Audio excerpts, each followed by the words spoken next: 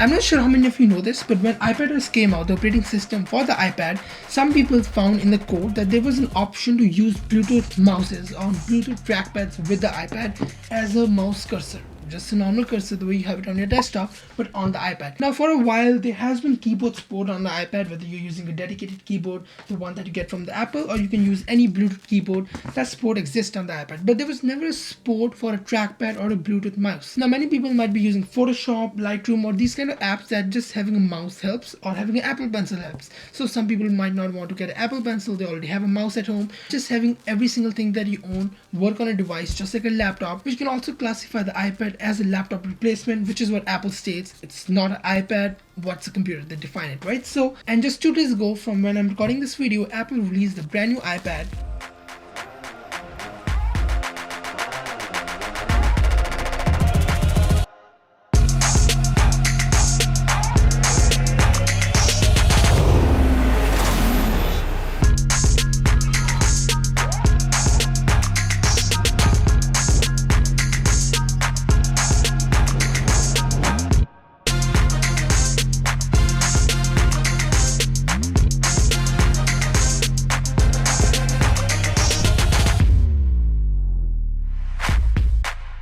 With a brand new smart keyboard.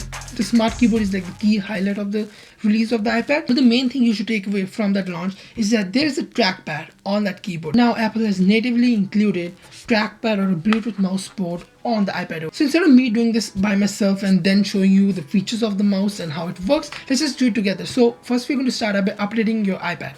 Now you want to make sure your iPad is running on iPadOS 13.4. Anything below that won't support the new interface for the mouse, but however there is a trick that if you connect your mouse with using the Bluetooth settings of an iPad, it can be running on an older version of iPad or even iPhone, so any iOS. If you go on accessibilities and enable assistive touch, you can use a mouse as a cursor. But as you will see, this isn't that polished the way the new iPadOS 13.4 proper mouse and trackpad support is polished. So let's start by updating our iPad.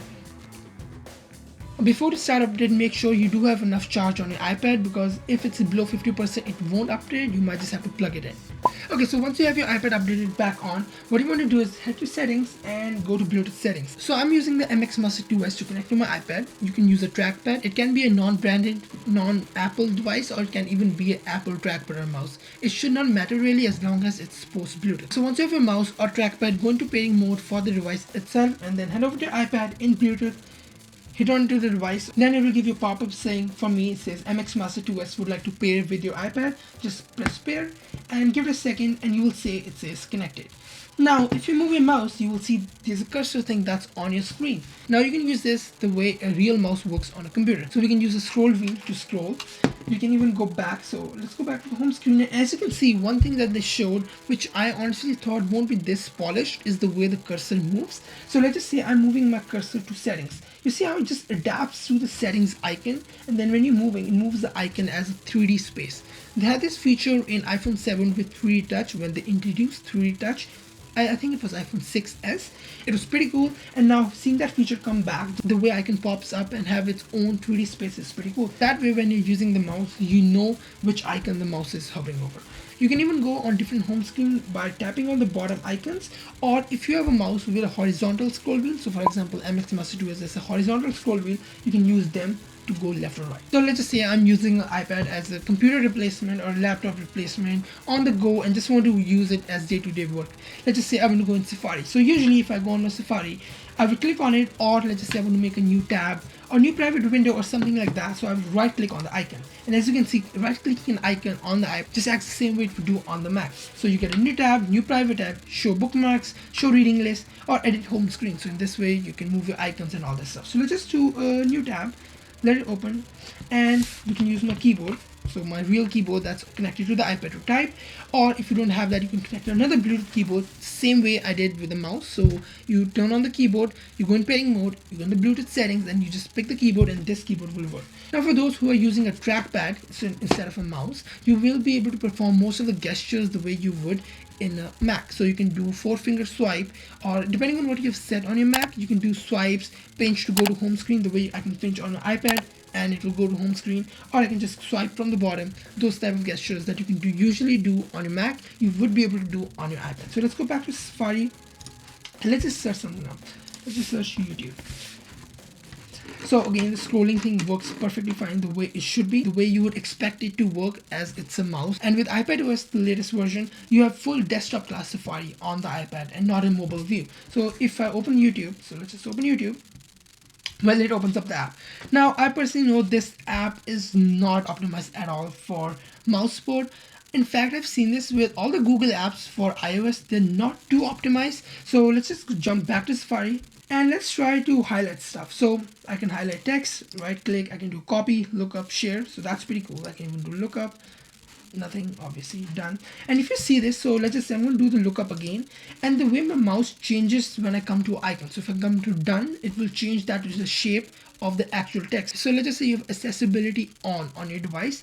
These are the same constraints that you have if you have one of those features on. So having that thing, it's pretty good because now it's such a good visual that my mouse is on the done and not on a different object. I'm not just clicking randomly, because technically the iPad is designed to work with the touch interface, the stylus interface for Apple Pencil, and now obviously you can use a mouse, so it needs to be very well oriented. So let me just try doing some search on the YouTube. I want to avoid the app, but as far as you know, it will go in the app. So as you can see, it's not like the app is not working at all. Most of the apps will, because this is like in the operating system. So apps don't need to really optimize that well because it's already optimized. But however, each app or the developers can make it much more optimized, basically give more features to mouse or people who are using the mouse. Now, obviously, I don't think I can right click.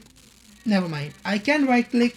I can still play the videos and do all that kind of stuff. So you cannot do gestures. So if you're like, I want to minimize, so let's just say click on a video and I want to just swipe down to close the YouTube web browser, you can do that. But if you want to do it, so let's just say I click on a video.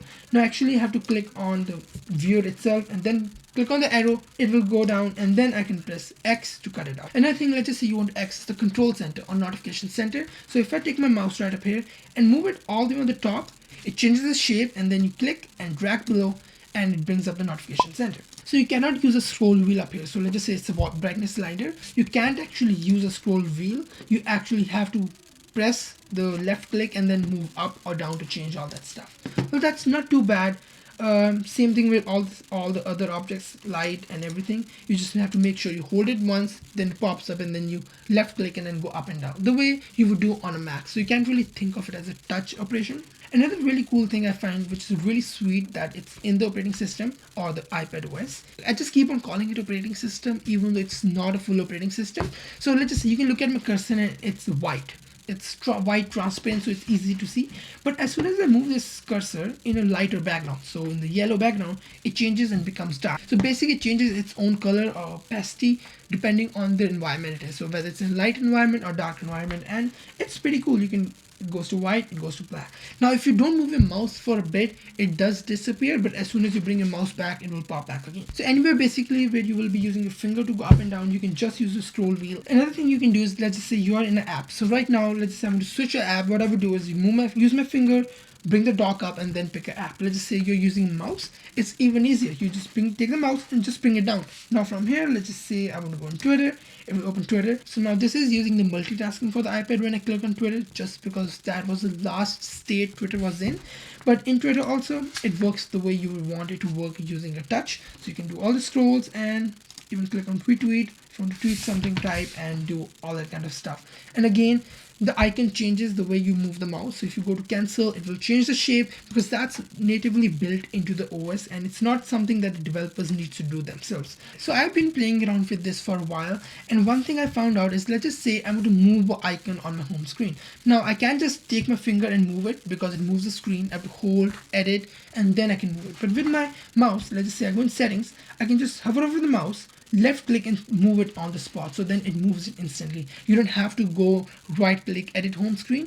Just dragging an icon works the way you would expect it to work on a desktop, where let's say you have a file on a desktop, you click and drag, it should be able to drag. So same logic works up here. And honestly, that's it for this video. First impression of the mouse, or not the mouse, but the mouse support on the iPad, because it was something that I think was needed just to complete the iPad and technically what Apple calls more than a computer or more than an iPad. So I think that really fits well because now you have a keyboard, you have a mouse, and you even have a stylus that works really well with the whole operating system or iPad OS. Lastly, one thing, let's just say your iPad is far away and it's closed and you have a mouse, and if you click on the mouse, it does wake up the iPad the way it would wake up a Mac or a Windows computer, that if the computer is on sleep and you just move your mouse or do a click, it opens up, and then obviously you can just do swipe, enter your password, or just do 3D touch, Face ID, anything that you already have on your Mac. So hope you like this video. If you have any questions, feel free to leave a comment below. If you have any struggling with updating your iPad or it's just not working, feel free to contact me. I will try my best to help you out. If you like this video, make sure to press the like button